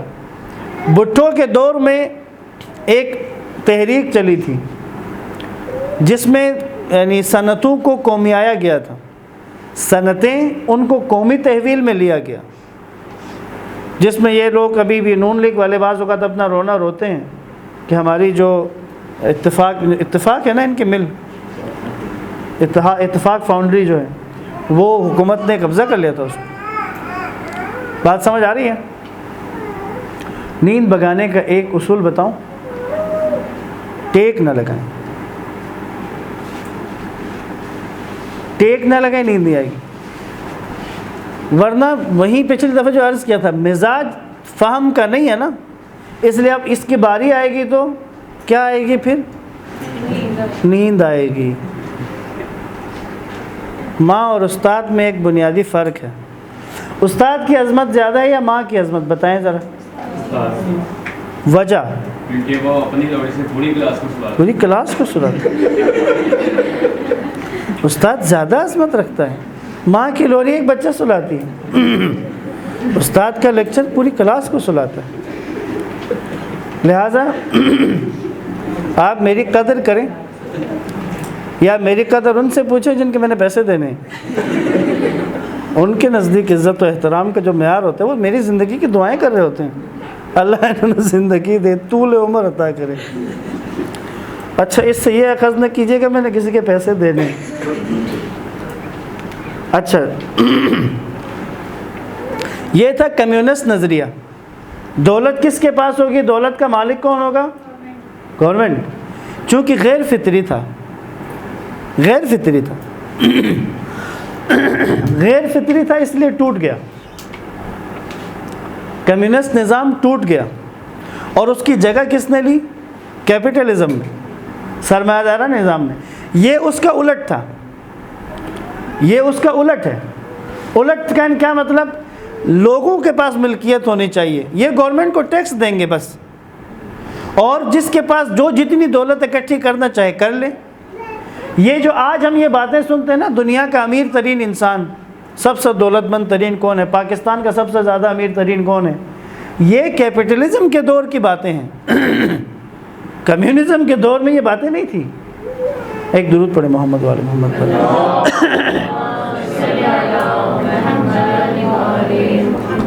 اب کیپٹلزم میں کیا ہوگا؟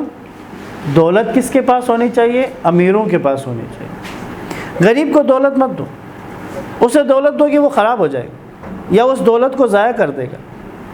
اس لیے سرمایہ دارانہ نظام میں دولت سرمایہ دار کے پاس ہونی چاہیے، غریب کو وہ جاب دے دے، غریب کو وہ کام دے دے اور اس کے جتنے پیسے بنتے ہیں وہ دے۔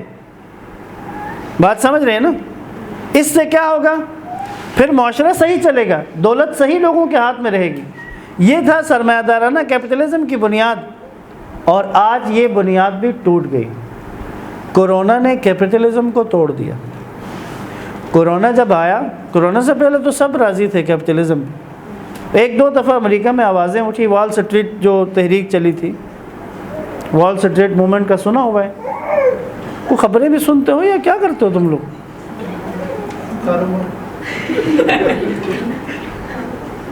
این انتم، کہاں ہیں آپ لوگ؟ کدھر ہوتے ہیں؟ سب کے پاس اینڈرائڈ موبائل موجود ہے، اسمارٹ فون موجود ہے، دن میں 2 سے 3 گھنٹے تو کم سے کم ہر کسی کے اس پہ لگتے ہیں۔ بعض تو واش روم میں بھی اس سے استفادہ کر رہے ہوتے ہیں۔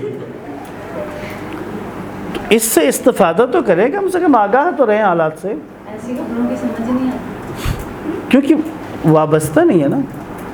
سب زیادہ تر جو سیاست بھی بات ہو رہی تھی، مطلب ویسے ہی تھک کے چینل کر دیتے ہیں۔ ہاں نہیں، چینل میں تو بہت کم آتا ہے، آپ بہت ساری اور ذرائع موجود ہیں۔ خیر یہ ایک الگ موضوع ہے، کسی دن حالات حاضرہ پہ آپ کا امتحان لے کے پھر چیک کریں گے، پتہ تو چلے نا جو استاد بچوں کو پڑھا رہے وہ خود حالات حاضرہ سے کتنا واقف ہے۔ اگر اسے پتہ ہی نہ ہو دنیا کے چیلنجز کا، دنیا کے مسائل کا، اس نے کون سی نسل تیار کرنی ہے؟ اور بچوں کو حالات حاضر۔ اب کیا ہوا؟ جب کمیونزم ٹوٹا، سرمایہ دارانہ نظام نے جگہ لے لی۔ کورونا جب آیا تو کورونا نے سرمایہ دارانہ نظام کی اس کی پول کھول دی۔ سرمایہ تو سارا کس کے پاس ہے؟ بڑے سرمایہ دار کے پاس۔ غریب کے لیے طے تھا کہ اس کو کام کرنے پہ دو، کورونا میں بند ہو گیا تو پھر غریب تو بھوکا مرنے لگا۔ آپ بتائیں کورونا کی وجہ سے، لاک ڈاؤن کی وجہ سے جن کے پاس زیادہ سرمایہ اور دولت ہے ان کو کوئی مسئلہ بنا ہے؟ سب سے زیادہ مشکل کس کو بنی ہے؟ دیہڑی دار طبقے کو سب سے زیادہ مشکل بنی۔ جو روز کما کے کھاتا ہے وہ تو بھوکا مرنے لگا ہے۔ اور اسلام کیا کہہ رہا ہے؟ اسلام کہہ رہا ہے کہ سرمایہ کسی ایک جگہ جمع نہیں ہونا چاہیے۔ جب اسلام کا نظام اقتصاد رائج ہوگا تو بینک ختم ہو جائے گا، بینک ختم ہوگا۔ بینک کس عنوان کا بینک ختم ہوگا؟ پیسے جمع کرنے، سیو کرنے کا عنوان ختم ہو جائے گا۔ یسألونک ماذا ینفقون،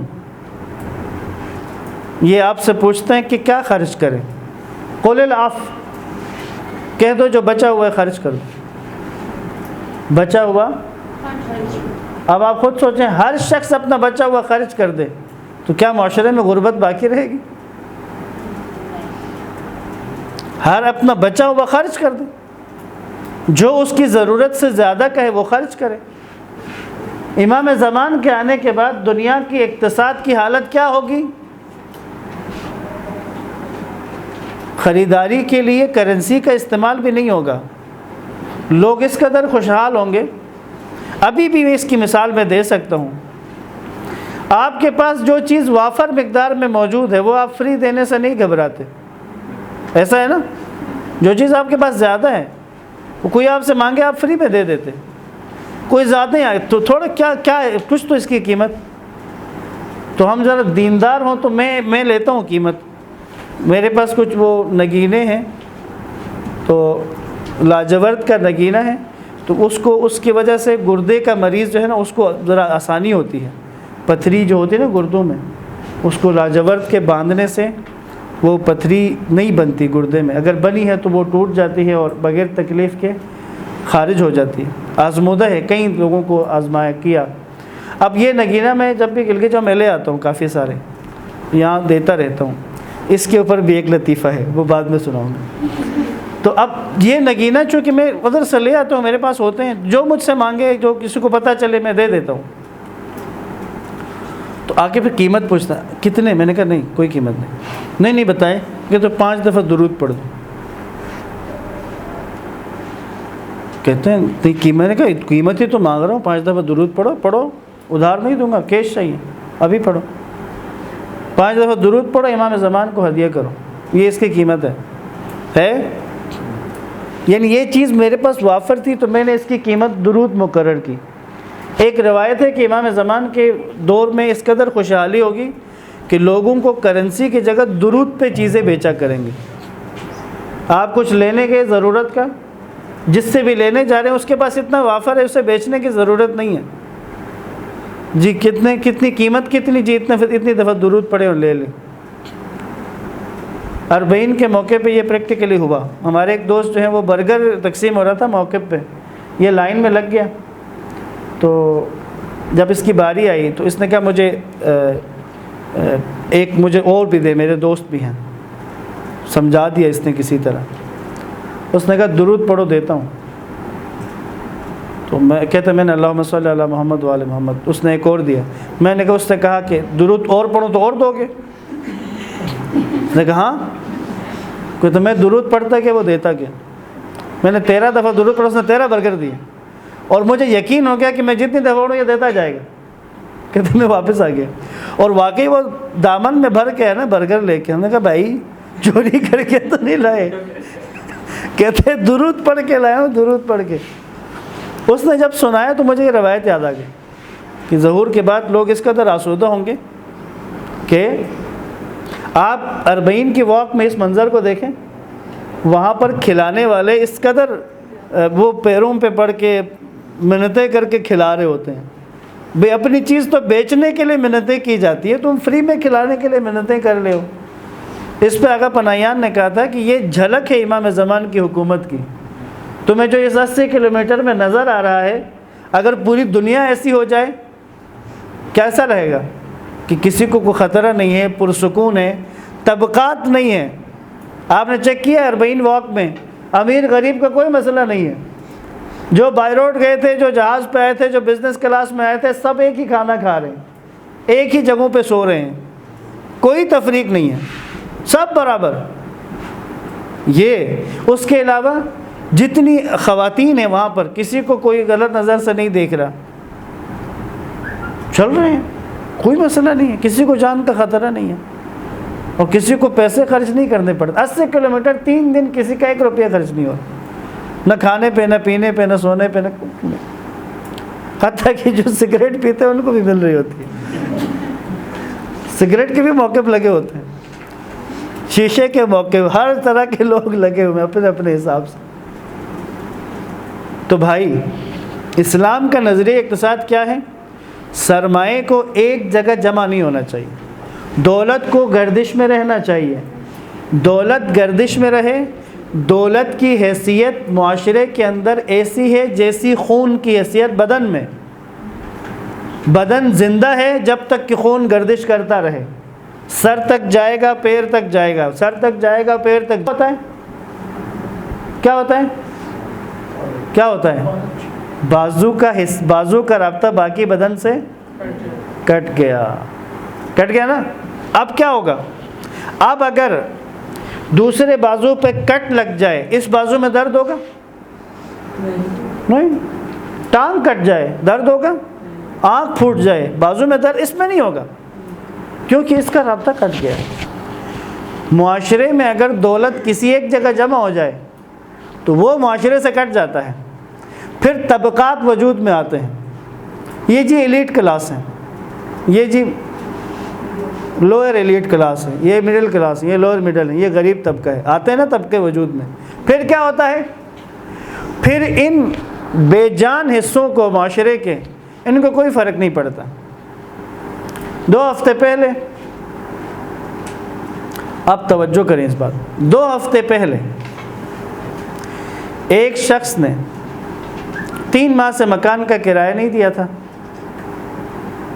مالک مکان نے باہر نکال دی، کہا آخری دن ہی نکلو باہر۔ بجلی کا بل بھی نہیں دے پایا تھا، اس دن بجلی والے آ کر انہوں نے میٹر اتار کے لے گئے۔ کھانے کے لیے روٹی نہیں تھی، یہاں تک کہ بچوں کے لیے دودھ نہیں تھا۔ اس نے زہر لیا، یا جو گھر میں پڑا تھا جو بھی تھا، بچوں کو زہر کھلایا، میاں بیوی نے زہر کھایا اور خودکشی کر لی۔ گود کے بچے تھے، 2 سال کا 1 سال کا بچہ۔ دیکھا ہوگا آپ نے یہ خبر، دیکھیے یہ خبر، ہم میں سے کسی کو فرق پڑا؟ بتائیں، آئی گئی ہوگی نا؟ کیوں نہیں فرق پڑا ہمیں؟ کیونکہ ہم سرمایہ دارانہ نظام کا حصہ ہیں، اور اس نظام میں ایک جز دوسرے جز سے کٹا ہوا ہوتا ہے۔ بھائی میرے گھر میں روٹی ہے، میرے گھر میں اگر کھانا ہے، میرے پاس اگر کچھ ہے، میں تو بس ایزی ہوں، ہم تو آسودہ ہیں۔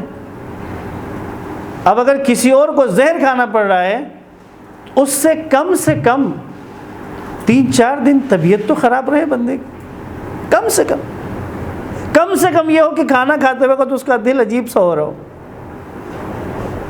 کم سے کم۔ یا پھر اگر تھوڑا سا اس سے زیادہ کرنا چاہے تو فوراً متوجہ ہو جائے اور اپنے اطراف میں جائزہ لینا شروع کر دے۔ ایسا نہ ہو کہ ہمارے بھی کسی قریب جاننے والا، دور کا جاننے والا، وہ کوئی ایسا نہ ہو کہ جو اتنا مشکلات میں ہو کہ اسے بھی اس طرح کی حرکت کرنا پڑے۔ اب بات سمجھ میں آ رہی ہے اسلام کس طرف لے کے آ رہا ہے؟ لِكَيْ لَا دُولَةً، جو اس آیت نے کہا کہ تمہارے اغنیاء کے درمیان دولت کی گردش ان کے درمیان ہی نہ رہے۔ ارب پتی ہی آپس میں ڈیل کرتے ہیں، وہ اپنے دولت اس کو دے دے، یہ اس کو دے دے۔ اس وقت جو سسٹم ہے اس سے یہی ہو رہا ہے۔ اور اسلام کا نظام اقتصاد کیا ہے؟ دولت کو گردش میں رہنا چاہیے۔ اور یہ بات کہاں سے میں نے بتائی آپ کو؟ قرآن مجید سے بتائی، سورہ حشر کی آیت نمبر 7 ہے۔ اگلی بات، نظام حکومت۔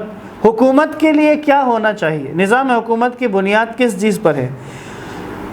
سورہ بقرہ آیت نمبر 247۔ اور ان کے پیغمبر نے ان سے کہا اللہ نے تمہارے لیے طالوت کو بادشاہ مقرر کیا ہے۔ کہنے لگے اسے ہم پر بادشاہی کرنے کا حق کیسے مل گیا جب کہ ہم خود بادشاہی کے اس سے زیادہ حقدار ہیں، اور وہ کوئی دولت مند آدمی تو نہیں ہے۔ یعنی حاکم حکومت کے لیے تو، بادشاہ کے لیے تو دولت مند ہونا چاہیے۔ یہ موجودہ دور کی آئیڈیالوجی ہے۔ قرآن کیا کہتا ہے؟ پیغمبر نے فرمایا اللہ نے تمہارے مقابلے میں اسے منتخب کیا ہے اور اسے علم اور جسمانی طاقت کی فراوانی سے نوازا ہے۔ حاکم کے لیے بنیادی ترین صفت کیا بیان ہو رہی ہے؟ علم اور جسمانی طاقت، اعصابی طور پر مضبوط، پھر حکمران بن سکتا ہے، پھر حکومت میں آئے گا، پھر مقابلہ کرے گا، علم میں آگے ہو تاکہ صحیح رہنمائی کر سکے۔ یہ ہے حکومت کے لیے، نظام حکومت کے لیے ایک بنیاد۔ میڈیا کے لیے بنیاد سنیں، سورۃ الحجرات آیت نمبر 6، سورہ حجرات کی آیت نمبر 6۔ میڈیا کے نظام کی بنیاد کیا ہے؟ یا ایھا الذین آمنوا ان جاءکم فاسق بنبأ فتبینوا ان تصیبوا قوما بجہالۃ فتصبحوا علی ما فعلتم نادمین۔ اے ایمان والو، اگر کوئی پھر تمہیں اپنے کیے پر نادم ہونا پڑے۔ اس وقت ہمارا میڈیا، اس وقت اپنے ملک کی بات کریں یا دنیا کے میڈیا کی بات کریں تو وہ ہر فاسق کی خبر پر اعتبار کرتا ہے، فاسق کی خبر پر اعتبار۔ ایک سوال آپ سے پوچھوں گا اسی کے ضمن میں، مثال کے طور پر، ایران کے پاس ایٹم بم ہے یا نہیں ہے؟ جس کو جو پتہ ہے وہ بتائیں، ہے یا نہیں ہے؟ ایران کے پاس ایٹم بم ہے یا نہیں ہے؟ کچھ کہہ رہے نہیں ہے۔ نہیں ہے، نے کہا کہ ہم نہیں بنا سکتے ایسے ہتھیار جو بھی انسانیت کے لیے کرتے ہیں۔ یہ تو ہے، ایران تو کہہ رہا ہے کہ ہم نے نہیں بنایا، لیکن مجھے اور آپ کو یہ کہاں سے پتہ ہے کہ ان کے پاس ایٹم بم ہے؟ کیونکہ ہم نے میڈیا میں سنا ہے کہ یہ کہہ رہے ہیں، لیکن ہے ان کے پاس۔ اور ہم بھی بعض اوقات فخر کرنے کے لیے بھی بتا رہے ہوتے ہیں، چونکہ شیعہ ہے نا، ہم بھی فخر کے لیے بتاتے ہیں نہیں ایران کے پاس ہے ایٹم بم، چھیڑ کے تو دکھائے کوئی۔ ان جاءکم فاسق بنبأ فتبینوا، آپ کے مرجع تقلید، آپ کے ولی فقیہ آیت اللہ خامنائی نے واضح کہا ہے کہ ہم نے ایٹم بم نہیں بنانا، ہم اسے شرعاً حرام سمجھتے ہیں بنانا، اور ہمارا نظریہ کیا ہے؟ نہیں وہ تو کہہ رہے ہیں نا، لیکن تو بنا تو ہے، بن تو گیا ہے نا، ایٹم بم بنا تو لیا ہے، بس پھر کہہ رہے ہیں، اس کا کیا مطلب؟ جھوٹ بول رہے ہیں؟ نہیں، اصل میں بات کیا ہے؟ ان جاءکم فاسق بنبأ فتبینوا، تحقیق کرو اگر کوئی فاسق تمہارے پاس کوئی خبر لائے تو۔ اور ہمارا حشر کیا ہوتا ہے؟ ہم فیس بک پہ جو آ جائے خبر شیئر کر دیا، واٹس ایپ پہ کوئی خبر آ گئی شیئر کر دیا، تحقیق کیے بغیر. اور اس کا انجام کیا ہوتا ہے جو آگے بیان کیا، کہیں نادانی میں تم کسی قوم کو نقصان پہنچا دو اور بعد میں تمہیں اپنے کیے پر نادم ہونا پڑے. یہ ہوتا ہے، یہ ایک اصول ہے میڈیا کے لیے نا، یہ اصول ہے نا میڈیا کے لیے. قرآن کی بات میں کر رہا ہوں، قرآن سے میں نے آپ کے سامنے آیت پڑھی ہے. اگلی آیت سنیں، نظام دفاع کے لیے ڈیفنس سسٹم کی بنیاد کیا ہے. ڈیفنس سسٹم کی بنیاد، پہلے آیت سنیں. اور ان کفار کے مقابلے کے لیے ابھی مقابلہ ہوا نہیں ہے، جو مقابلہ ہونا ہے بعد میں جو ہونا ہے، مقابلے کے لیے تم سے جہاں تک ہو سکے طاقت مہیا کرو اور پلے ہوئے گھوڑوں کو مستعد رکھو. پلے ہوئے گھوڑے، جو کہ اس زمانے میں جنگ کے اندر استعمال ہونے والوں میں سے ایک چیز یہ گھوڑا ہے. یہ سورہ انفال آیت نمبر 60. اور ان کفار کے مقابلے کے لیے تم سے جہاں تک ہو سکے طاقت مہیا کرو اور پلے ہوئے گھوڑوں کو مستعد رکھو تاکہ تم اس سے اللہ تعالیٰ کے اور اپنے دشمنوں نیز دوسرے دشمنوں کو خوفزدہ کرو جنہیں تم نہیں جانتے، اللہ انہیں جانتا ہے. اور راہ خدا میں جو کچھ تم خرچ کرو گے وہ تمہیں پورا دیا جائے گا اور تم پر زیادتی نہ ہوگی. یعنی کیا مطلب، اتنی طاقت کو آمادہ کر لو پہلے سے کہ تمہارے دشمن کے دل میں تمہارا خوف بیٹھ جائے. کتنی دفعہ کہا گیا کہ امریکہ ایران پر حملہ کرنے والا ہے، لیکن نہیں کرے گا. کیوں؟ طاقت کا اندازہ نہیں ہے. جنگ میں جب بھی جنگ کی جاتی ہے، جنگ ہوتی ہے، اس میں جو بھی گروہ حملہ کرتا ہے، حملاور جو ہوتا ہے، وہ حملاور اس وقت بنتا ہے جب اسے مخالف کی طاقت کا پوری طرح اندازہ ہوتا ہے. پتہ ہے کہ سامنے سے کون سی طاقت آنے والی ہے، تو وہ اس طاقت کے لیے پلان کر کے آگے بڑھتا ہے. اگر پتہ نہ ہو کہ سامنے والے کی طاقت کیا ہے تو جنگی ماہرین جو ہیں یہاں پر حملہ کرنے سے حملے کو بیوقوفی قرار دیتے ہیں. کتنی دفعہ ہم نے سنا پچھلے 10 سالوں میں کہ امریکہ ایران پر حملہ کرنے والا ہے. کبھی کیا کبھی آگے بھی نہیں ہوگا، کیونکہ اندازہ نہیں ہے کہ طاقت کتنی ہے. جتنی دکھائی ہے، کوئی بھی ایک قانون ہے دنیا کا، 1/3 دکھایا جاتا ہے. کوئی بھی ملک اپنی طاقت کا 1/3 دکھاتے ہیں، یہ رول ہے. اور اگلے باقی سب کو پتہ ہوتا ہے کہ یہ تیسرا دکھا رہے، اس کے علاوہ 2 اور ہیں اس کے پاس. ایران نے جو اپنا 1/3 دکھا دیا ہے وہ اتنا ہے کہ اسے دیکھ کر حملہ نہیں کر سکتے. وہ کیا ہے؟ طاقت، میزائل ٹیکنالوجی، جہاز ہیں، ٹینک ہے، جتنا بھی جنگی ساز و سامان ہے، میزائل ٹیکنالوجی میں اتنی ترقی کر چکا ہے کہ ایران جو ٹیکنالوجی کسی کو دیتا ہے تو وہ اس ٹیکنالوجی کے ذریعے سے امریکی دفاعی نظام کو توڑ رہا ہے. امریکہ اتنا اسٹرانگ نہیں ہے. آپ کے سامنے ہے. امریکہ کی جو طاقت ہے نا وہ زیادہ تر ہوائی ہے. اب آپ 2-3 مثالوں سے اندازہ لگا لیں. اس خطے کے اندر، مشرق کے اندر، امریکہ کا جو سب سے بڑا اڈا ہے وہ عراق میں عین الاسد کے نام سے، امریکی اڈا، فوجی اڈا. ایران سے میزائل فائر ہوئے، ایران سے عراق کے اوپر سے جا رہے ہیں اور جا کر عین الاسد کے اوپر گرتے ہیں. اور عین الاسد پہ پورا ان کے پاس سسٹم موجود ہے. امریکہ ہے بھائی، اینٹی میزائل سسٹم لگا ہوا ہے. کوئی میزائل اگر آئے گا تو اس نے جا کر اس کو روکنا ہے، یا میزائل کو اس جگہ پہنچنے سے پہلے تباہ کرنا ہے. کچھ بھی نہیں ہوگا. ایران نے میزائل مارا اور عین الاسد پہ گرے. ٹھیک ہے، اب آگے جائیں، نہیں نیچے آ جائیں. یمن اور سعودی عرب کی جنگ جاری ہے نا. انصار اللہ کا ڈرون اڑتا ہے، ڈرون یمن سے اڑتا ہے اور یہ آتا ہے ادھر قطیف والی سائڈ پہ. کم سے کم بھی 1000 کلومیٹر سے زیادہ ہے. وہاں آتا ہے اور وہاں پہ امریکی دفاعی سسٹم نصب ہے. وہاں پر ان کے اس تیل کا ارامکو کا جو علاقہ ہے اس کو بچانے کے لیے امریکہ کا دفاعی سسٹم وہاں انسٹال ہے. انصار اللہ کا ڈرون آتا ہے اور اسی اوپر میزائل مارتا ہے, راکٹ مارتا ہے, تباہ کرتا ہے, واپس چلا جاتا ہے. امریکی دفاعی سسٹم فیل.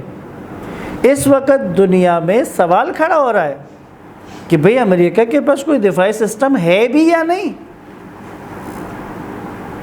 یا یہ وہ بھڑکیاں ہیں ساری. اچھا اگر صاحب ایران میں سائنٹسٹ کی گاڑی پہ حملہ کیا گیا تو اس کے لیے بڑا کہا گیا تھا کہ بڑی جدید ٹیکنالوجی استعمال کی گئی, وہ کیا تھا؟ ایران کا اب سنیں, اب دشمن جو ہے ایرانی سائنسدان کو کیوں مار رہا ہے؟ آپ کو پتہ ہے نا انقلاب کے شروع میں کس کو مارا جاتا تھا؟ 1979 میں جب انقلاب آیا تو شہادتیں کن لوگوں کی ہوتی تھیں؟ کن کی ہوتی تھی؟ علماء کی. شہید مطہری کو شہید کیا, شہید بہشتی کو شہید کیا, آیت اللہ دستگیب کو شہید کیا, بہت سارے سے علماء تھے جن کو شہید کیا. اب کن کو مار رہے ہیں؟ کیوں؟ خطرہ زیادہ سائنٹسٹ سے ہے ابھی, کیونکہ نظام کے لیے کام کرنے والے وہ سائنسدان ہیں جنہوں نے اس نظام کو مضبوط کر دیا. یہ جو آیت آپ کے سامنے ہے اتنی طاقت مہیا کر دی ہے کہ دشمن کو خوفزدہ کر دیا. اپنے یعنی اپنے تمہارے ملک کا دشمن ہے تو وہ بھی خوفزدہ ہو جائے, اللہ کا دشمن بھی خوفزدہ ہو جائے, اور وہ دشمن بھی خوفزدہ ہو جائے جس نے ابھی تک تمہیں اپنی دشمنی دکھائی نہیں ہے. اس آیت میں 3 دشمنوں کا ذکر آیا ہے. ایک تو تمہارا دشمن, دوسرا اللہ کا دشمن, اور تیسرا جس کی دشمنی کا ابھی تمہیں نہیں پتہ, اللہ جانتا ہے, جو تمہارے ساتھ سفارتی تعلقات رکھے ہوئے ہے لیکن اندر سے تو تمہارے لیے تیار ہے کہ اگر تم کمزوری دکھاؤ گے تو دشمنی میں کھل کے سامنے آئے گا. تم طاقت مہیا کرو, تمہارا نظام دفاع مضبوط ہو گیا. یہ نظام دفاع کے بارے میں جو اصول ہے یہ کہاں پہ ہے؟ کہاں پہ ہے؟ قرآن سے میں نے بیان کیا ہے. اب اس کے مطابق کہ اپنی طاقت کے لیے تم جو ہے وہ طاقت مہیا کرو دفاع کے لیے, تو پھر تو مطلب اس سے جواب نہیں آ رہا کہ ایٹم بم بنا رہے جب دنیا نے بنایا ہوا اپنے دفاع کے لیے, تو پھر ایران کے پاس بھی ہونا چاہیے. جی, ایٹم بم دفاع کے لیے نہیں ہوتا, ایٹم بم حملے کے لیے ہوتا. پھر ہم ایران کو ایٹمی طاقت نہیں کہہ سکتے. نہیں, ایران ایٹمی طاقت ہے, ایٹم بم کی طاقت نہیں ہے. دیکھیں نا ایٹمی طاقت, مثال کے طور پہ آپ کو بجلی بنانے کے لیے جتنی محنت اور جتنی سرمایہ کاری کرنی ہوتی ہے, جتنی فرض کہ آپ نے 1 لاکھ میگا واٹ بجلی پیدا کر دی ہے. اب اگر آپ ڈیم بنا کر اس سے 1 لاکھ میگا واٹ کی کوشش کریں تو ایک ڈیم بنا کر آپ 10,000 بہت میکسیمم 10,000 11,000 12,000 میگا واٹ بجلی پیدا کرتے ہیں. 1 لاکھ میگا واٹ بجلی بنانے کے لیے آپ کو 10-12 ڈیم بنانے پڑیں گے. پھر ان ڈیموں کے بنانا, ان کے اوپر خرچہ, پھر اس سے بنانا بجلی. یہ 1 لاکھ میگا واٹ بجلی اگر آپ ایٹامک بنائیں نا, ایٹامک بجلی گھر بنائیں, یورینیم کے ذریعے سے بجلی بنائیں, تو یہ آپ بہت سستا اور آسانی سے بنا سکتے ہیں. یوں آپ عوام تک, مثال کے طور پہ اس وقت ہمیں بجلی کا یونٹ جو پڑ رہا ہے 15-16 روپے کا پڑ رہا ہے. اگر ہم اپنے یورینیم سے بجلی بنانا شروع کر دیں پاکستان, آپ کو پتہ ہے کتنے روپے کی یونٹ ملے گا بجلی کا؟ 1 روپے میں 10 یونٹ پڑیں گے آپ. یہ بھی شاید اگر لینا چاہے تو, ورنہ اتنی سستی ہو جائے گی کہ آپ اپنی بجلی باغیوں کو بیچیں دیگر ممالک کو اور اپنے عوام کو فری دے دیں. یعنی یورینیم سے ایٹم بم ہی نہیں بنتا, صرف کتنی ادویات ہیں, دوائیاں ایسی ہیں, کیسی ایسی بیماریاں ہیں جن کا علاج یورینیم کے ذریعے کیا جاتا ہے. کینسر کے بہت سارے ایسے مراحل ہیں جن کا علاج یورینیم کے ذریعے کیا جاتا ہے. جب ایسا بنا سکتے ہیں تو پھر بناتے کیوں نہیں ہیں؟ کیا مثلا اگر یورینیم سے اتنی سستی بڑھ سکتی ہے تو پھر ہر وقت بجلی کا ہونا کیوں, بناتے کیوں نہیں ہیں؟ کون؟ مثلا ہمارے ہی ہم آزاد نہیں ہیں نا, ہم آزاد نہیں, ہم بنا نہیں سکتے, ہم آزاد نہیں. ایران سے مسئلہ اصل میں رہبر معظم نے واضح بتایا ہوا ہے, مغرب کو, امریکہ کو ایران سے کوئی مسئلہ نہیں ہے, اس کو اسلام سے مسئلہ ہے, انقلاب اسلامی سے مسئلہ ہے. اور انقلاب اسلامی چونکہ آزاد ہے, پابندیوں کے باوجود جو ترقی کی ہے وہ سامنے ہے۔ خیر عزیزان محترم، میں نے اور آپ نے جو استاد بننا ہے، ہم نے جو بچوں کی تربیت کرنی ہے، ہم نے جن کو دین سکھانا ہے، تو میرے اور آپ کے ذہن میں، ہمارے اندر، ہمارے دماغ میں، ہمارے شعور میں دین کی جتنی بڑی شکل ہوگی، ہم آگے اسی طرح کی شکل منتقل کر رہے ہوں گے۔ جتنا خوبصورت اسلام میرے دل و دماغ میں ہوگا، اتنا ہی خوبصورت میں آگے پیش کروں۔ اور اگر میرے پاس خود یہاں اسلام ابھی آیا ہی نہیں ہے، تو پھر ہمارے ملک کا ایک مشہور جملہ ہے، جس وقت ایران عراق جنگ بندی کروانے کے لیے صدام نے واویلا کیا اور اسلامی ممالک کے صدور امام خمینی سے ملنے گئے تاکہ امام سے درخواست کریں اور جنگ بندی کروائیں، تو اس میں اسلامی ممالک کے صدور میں ہمارے جو صدر تھے اس زمانے کے ضیاء الحق، وہ بھی گئے تھے۔ تو امام خمینی سے ملاقات میں انہوں نے امام خمینی سے کہا کہ میں بھی آپ کی طرح پاکستان میں شریعت نافذ کرنے کی کوشش کر رہا ہوں۔ امام نے اس کو جملہ، امام نے کہا پہلے 6 فٹ پہ اسلام نافذ کرو، پھر تمہارے لیے آسان ہو جائے گا۔ یعنی اپنے وجود پہ پہلے اسلام نافذ کرو۔ تو میں اور آپ جو دین سکھانا چاہ رہے ہیں نا، اس سے پہلے ہمیں خود سمجھنے کی ضرورت ہے۔ اگر ہم نے استاد بننا ہے، معلم بننا ہے، تو ہمیں ذرا گہرائی سے سمجھنے کی ضرورت ہے۔